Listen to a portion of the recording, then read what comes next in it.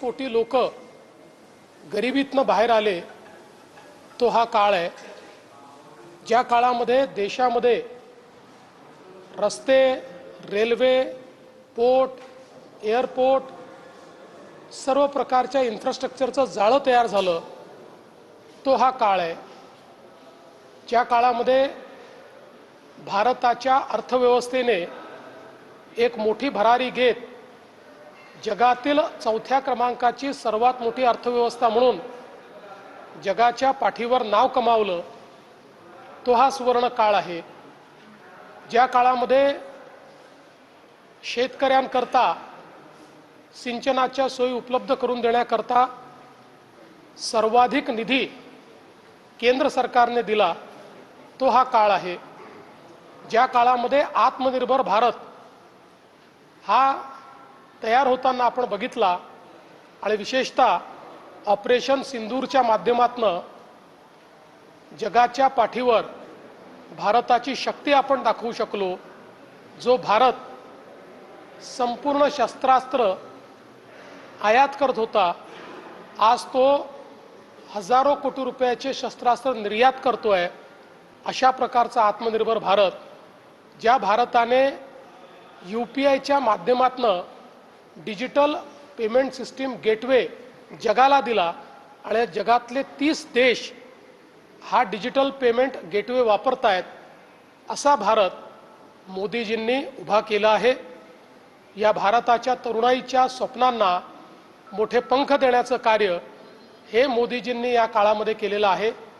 आणि म्हणूनच मला असं वाटतं की केवळ लॉंगेस्ट सर्व्हिंग असं नाही तर ज्यांच्या सर्व्हिसला ज्यांच्या सेवा कार्याला संपूर्ण देश लक्षात ठेवेल, विकास भी विरासत भी अशा पद्धतीनं ज्यांनी कार्य केलं आहे त्या माननीय प्रधानमंत्री महोदयांचे मी मनापासून आभार मानतो।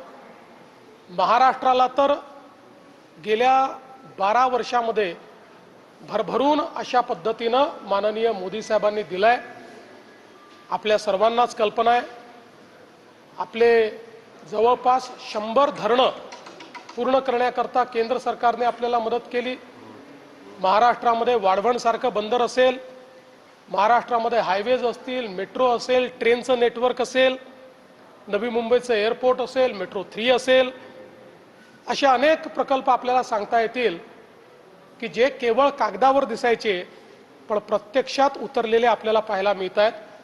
आणि म्हणून महाराष्ट्राच्या जनतेच्या वतीनेही आमच्या या लाडक्या प्रधानमंत्री महोदयांचं मी मनपूर्वक अभिनंदन करतो। शरद पवार असं म्हणाले की नेहरूंबाबत स्पर्धा केली जाते पण नेहरूंच्या स्पर्धेसोबत कशी काय होऊ शकते? इंग्रजांच्या 12 वर्षांत तुमचा असा काही क्षण आहे की जो खूप जिव्हाळ्याचा वाटलेला आहे? मला असे अनेक क्षण सांगता येतील पण विशेषतः ज्यावेळी महाराष्ट्राकरता मोदीजींकडे मी गेलो त्यावेळी मोदीजींनी ज्या प्रकारे महाराष्ट्राचे प्रश्न सोडवण्याला प्राधान्य दिलं आणि याचं सगळ्यात मोठं उदाहरण 2015च्या दुष्काळामध्ये ज्यावेळी मोदीजींकडे गेलो देशामध्ये केवळ महाराष्ट्राला बळीराजा योजना त्यांनी दिली ज्यामुळे 100 धरणं विदर्भ, मराठवाडा आणि उत्तर महाराष्ट्रातले आपण पूर्ण करू शकलो।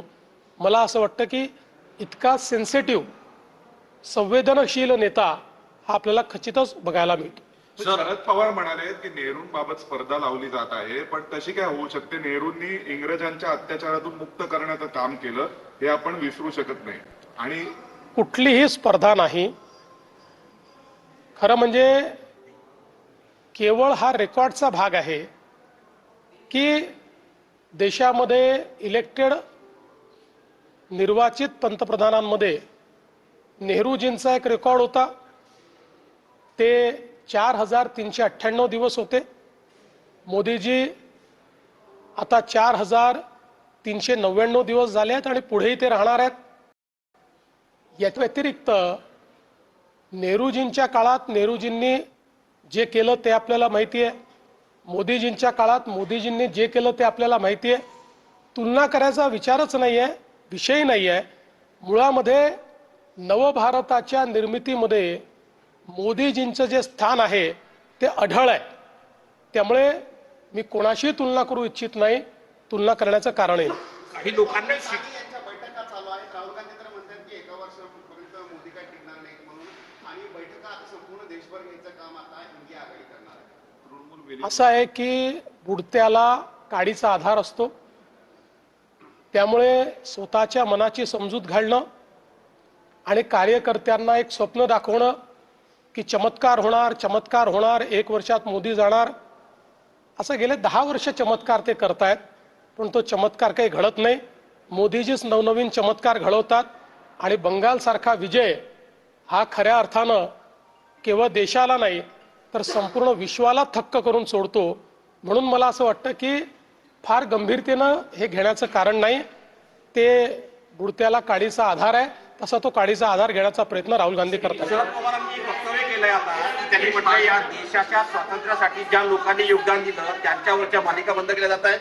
काही लोकांनी शिखांवरती काँग्रेसने आणि देशाने अन्याय केला असं वक्तव्य करून संबंध देशाची बेआबरू करण्याचं काम केलं जात आहे. महाराष्ट्रातून पंजाबात जाऊन हे बोललं जात आहे. आणि ब्लू स्टारला ब्लॅक डे म्हणाले. पहिली गोष्ट अशी आहे, शरद पवार काय म्हणाले मी ऐकलं नाही, त्यांचं भाषणही मी ऐकलं नाही.